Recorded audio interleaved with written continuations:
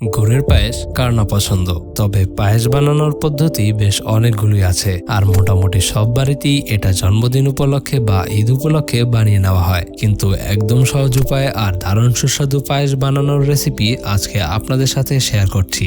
আর পায়েস বানিয়ে নেওয়ার জন্য দুধের আর চালের কতটা পরিমাণ লাগবে সেটাও জানা খুবই দরকার। তাছাড়াও অবশ্যই থাকবে অনেক tips and tricks. By the way, আপনারা দেখছেন স্পাইসি কিচেন আর আজকে আমাদের রেসিপি পায়েস।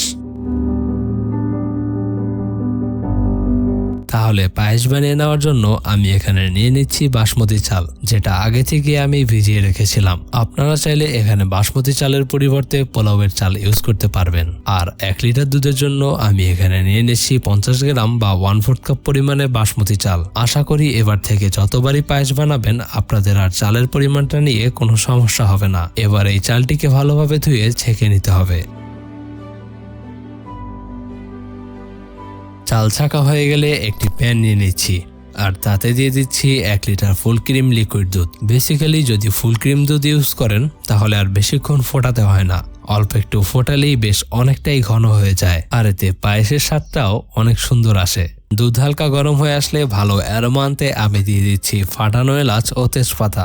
এই সময় আপনারা চুলার আঁচ হাই রাখতে পারেন। তারপর যখনই দেখবেন দুধটা আস্তে আস্তে গরম হয়ে এসেছে, ঠিক ওই সময় গ্যাসের ফ্লেমটা লো টু মিডিয়াম করে দিবেন। আর এই সময় অবশ্যই ভালোভাবে মেশাতে থাকতে হবে, না হলে দুধের লেয়ারটা জমে যাবে এবং পরে তুলতে বেশ অনেকটাই অসুবিধা হবে। আশা করি এখানে নিশ্চয়ই বুঝতে পারলেন দুধ কতটা ঘন হয়ে গেছে।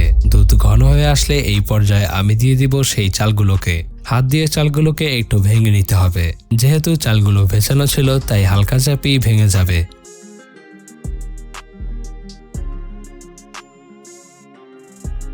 চালগুলো ভাঙা হয়ে গেলে দুধে দিয়ে দিচ্ছি। যেহেতু গুড়ের পায়েস বানাচ্ছি সেহেতু গুড় না দিলে তো গুড়ের পায়েসই হবে না, তাই খেজুরের গুড় নিয়ে নিচ্ছি, যা আমি অল্প পানি দিয়ে জাল করে গলিয়ে নিচ্ছি। আর গ্যাসের ফ্লেমটা স্লো রেখে আপনাদের মেশাতে হবে যতক্ষণ না চালটা পারফেক্টলি কুক হয়ে যাচ্ছে। কিভাবে বুঝবেন যে এটা পারফেক্টলি কুক হয়ে গেছে সেটাও আপনাদের নিশ্চয়ই জানাবো, বাট তার আগেই আপনাদের বলে রাখছি আপনাদের কিন্তু অনবরত নাড়াতে হবে। এবার 7 থেকে 8 মিনিট পরে দেখতে পাচ্ছেন চালগুলো বড় হতে শুরু করেছে আর দুধটাও আস্তে আস্তে অনেকটাই ঘন হয়ে এসেছে। এবার ফাইনালি 10 থেকে 15 মিনিট পরে দেখে নিন চালটাও একদম পারফেক্টলি সিদ্ধ হয়ে গেছে। ঠিক এই স্টেজে ঘন হয়ে আসলে তেজপাতাগুলোকে তুলে নিতে হবে এবং দিয়ে দিচ্ছি কিশমিশ, সাথে আরো দিচ্ছি সামান্য লবণ।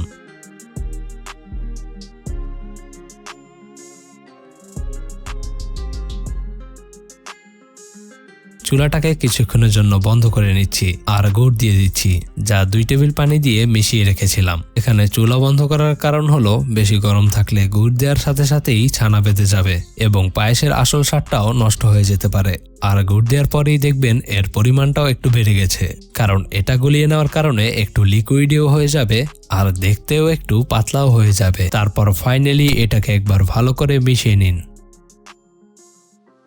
আচ্ছা, এবার দেখে নিন এটা কোন স্টেজে বন্ধ করে দিতে হবে। আশা করি এর ঘনত্বটা আপনারা নিশ্চয়ই বুঝতে পারছেন। এখন একটু পাতলা থাকলেও ঠান্ডা হয়ে যাবার পরে বেশ অনেকটাই ঘন হয়ে যাবে। ঠিক যখনই দেখবেন এরকম ঘন হয়ে এসেছে ওই মুহূর্তে গ্যাসটিকে বন্ধ করে দিবেন। একটি বাটিতে কিছুটা পায়েস বেড়ে নিচ্ছি। এবার উপর থেকে কাজু বাদাম, কাঠবাদাম ও পেস্তা বাদাম আর কিছু জাফরান দিয়ে দিবেন, তবে হাতের কাছে জাফরান না থাকলে স্কিপ করতে পারেন। আশা করি এই সম্পূর্ণ রেসিপিটা আপনাদের নিশ্চয়ই ভালো লেগেছে। এবার থেকে জন্মদিনে, ঈদে বা যে কোনো উৎসব উপলক্ষে পায়েস বানাতে হলে আশা করি আপনাদের আর কোনো রকম অসুবিধা হবে না। আর ভিডিওটা ভালো লেগে থাকলে অতি অবশ্যই আমাকে কিন্তু কমেন্ট করে জানাতে ভুলবেন না। বাই দ্য ওয়ে, আপনারা দেখছিলেন স্পাইসি কিচেন। তো দেখা হচ্ছে আপনাদের সাথে আরেকটা নতুন রেসিপি নিয়ে নেক্সট এপিসোডে। তো ভালো থাকবেন, সুস্থ থাকবেন। Good bye.